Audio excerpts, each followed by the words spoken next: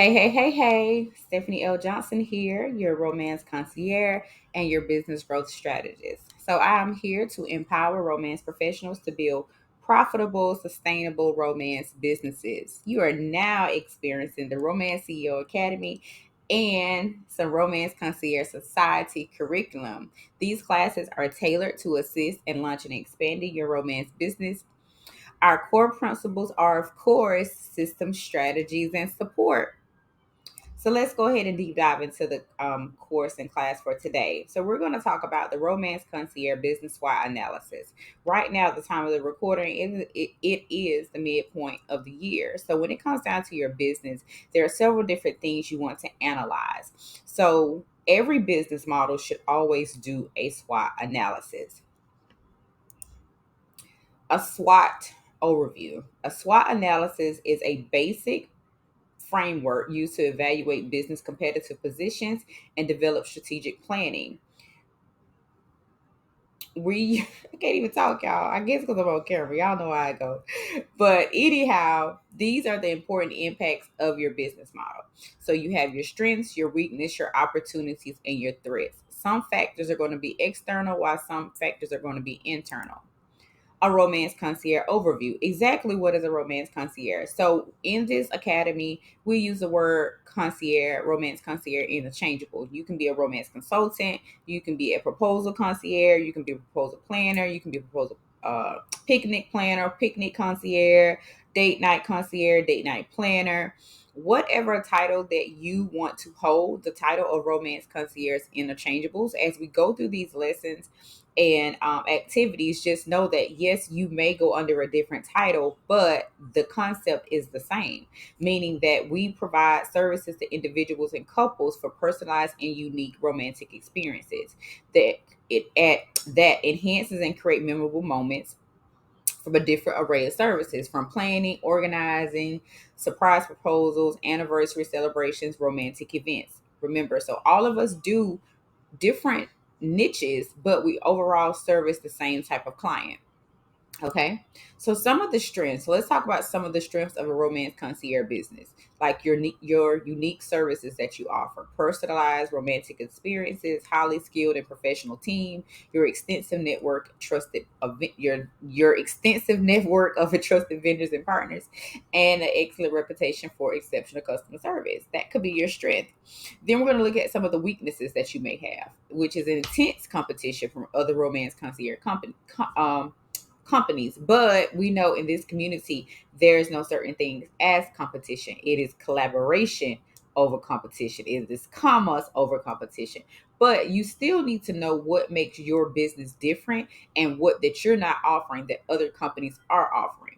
All right. So you could be in a limited market due to research and brand awareness. I know a lot of us have discussed brand awareness, which is why a lot of us are in the community. Overhead costs, depending on whether or not you have a location, depending on whether or not you have high inventory and it's just not moving.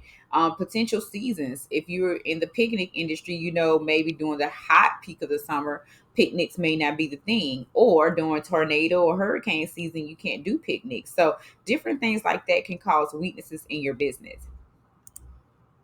And then the opportunities. How are you really presenting your opportunities in your business? Are you growing a demand for your services? What are your demographics? Are you in a tourist location, or are you in a more rural place? Are you getting out networking to meet other businesses that may want to collaborate with you? And then also your threats. Think about the economy. We know everyone's going to say right now we're in a recession. But one thing about it, people are spending money on what they want to spend money on. But that doesn't mean it does not impact if you're not showing up. So that could be the reason for the threat. So just really thinking about the reviews that you're getting for your business. What different expectations are you setting with that you're not moving forward with? All right. And then what strategies are you going to use? Present different strategies to leverage your business. Address the weaknesses and capitalize on the opportunities and mitigate the threats. Different opportunities in sense of examples are enhanced marketing through different target advertising, social media. Actually, what we would basically sum this up is heels on the ground, like actually getting outside of your comfort zone.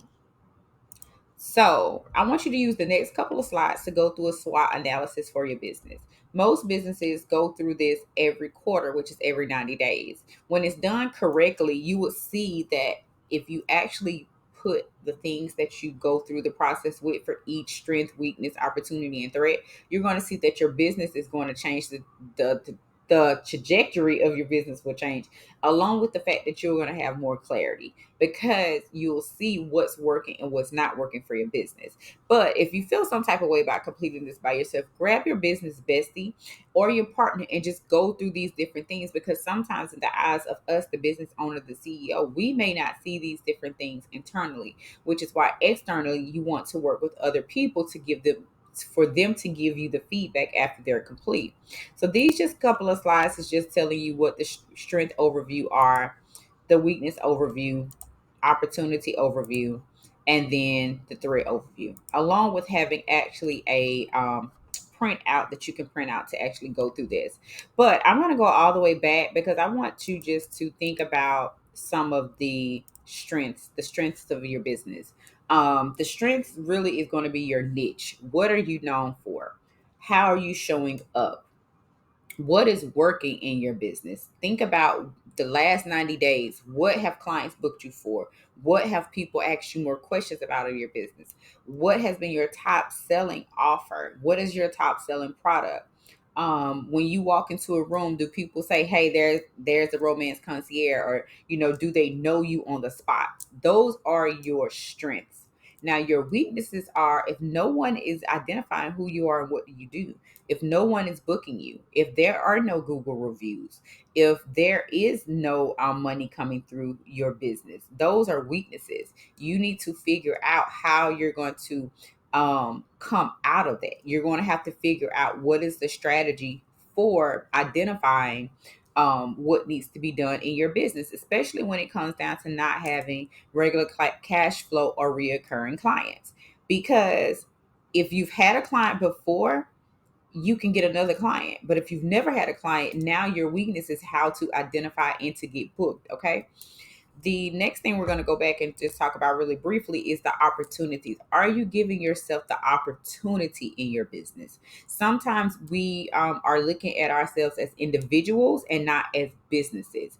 It's okay for you to be shy. It's okay for you not to be sociable, but it's not okay for your business to show up that way. People need to know that your business exists. They need to know who you are, which is why you may not be giving your business the opportunity to flourish. Get out your head, get in front of people. Social media is a great outlet. Social media is for exposure. But if no one still knows who you are, they will sit there and swipe all day long, look at your pretty pictures, and keep going because they can't identify or relate with you. Your community is going to be your biggest asset, because if your community knows who you are, word of mouth goes a long way. You remember the concept of trust, like, know, and trust.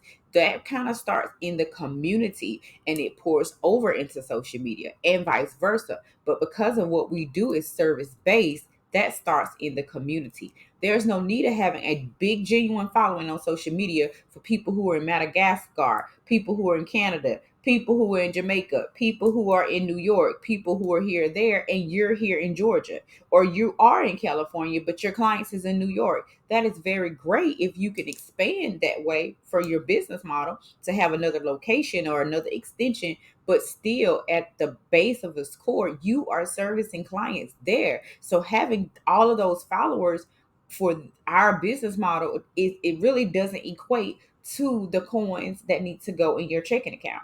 It doesn't equate to the number of clients that you service. So you have to create opportunities. Sometimes you're right, doing mock-ups. Mock-ups is a great way to show people. But if you're not talking to people when you're out there doing your mock-ups, if you're not passing out business cards, giving out flyers, receiving and taking their information, following back up, heels on the ground, if you're not doing that, then you're not creating opportunity for yourself. All right. And the different threats are definitely, like I said, depending on your location, depending on where are you going. Are you going to events or networking in communities that may not even be open to the services that you're offering? The threats could be, or you have high inventory that is not going out? Are you sitting on a lot of inventory that is not producing and making you money? Are you paying for storage for a lot of inventory that is not producing and making you money? Those are the different threats that you will have in your business. Do you have a lot of business cards that you haven't given out? Just something as simple as that can be a threat, because now you're not bringing in internal revenue. Okay. But this was a really brief course today. Like I said, it's really about you niching down and realizing what is going on in your business. Think about your marketing plan. Like I said, on this slide here, every 90 days, what has worked, what did not work? What are you going to market? What are you going to change up? Right? An example for me, let's say intimate celebrations. Intimate celebrations gets booked 95% of the time for anniversary and intimate proposal suites, right? So I know on my website, everything else that's not really getting booked has to come off, because obviously I am being known and Googled for anniversaries and intimate suites. So it will behoove me for the next 90 days to focus on what the audience in my area knows me, what they like, know, and trust me for. Not focusing on just launching something new just because. If you want to launch something new in the next 90 days, you have to do research market. You have to talk to people. You have to ask them their opinion. Say, hey, what do you think about A, B, C, or D? Would you like to do a date night? Anybody want to do a date night on the pier? Make a social media post. Would anybody want to do a date night on the pier? If somebody says yes, at least 10 people, you got people who want to do those services. But don't go out and do an entire photo shoot. Don't go out and buy all this stuff for a peer date night and nobody wants it. You have to figure out what the audience wants, which in tune they will pay for what they want.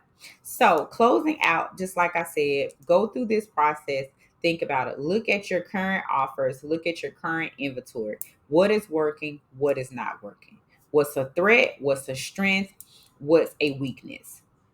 So I hope this lesson has helped you today. If you need any one-on-one, especially if you're in the um, Romance Concierge Society, I am just one chat away. If you are taking this course because you have joined the Romance CEO Academy, great. Go ahead and contact me. We can do a one-on-one session. I hope you Romance CEOs have an amazing day.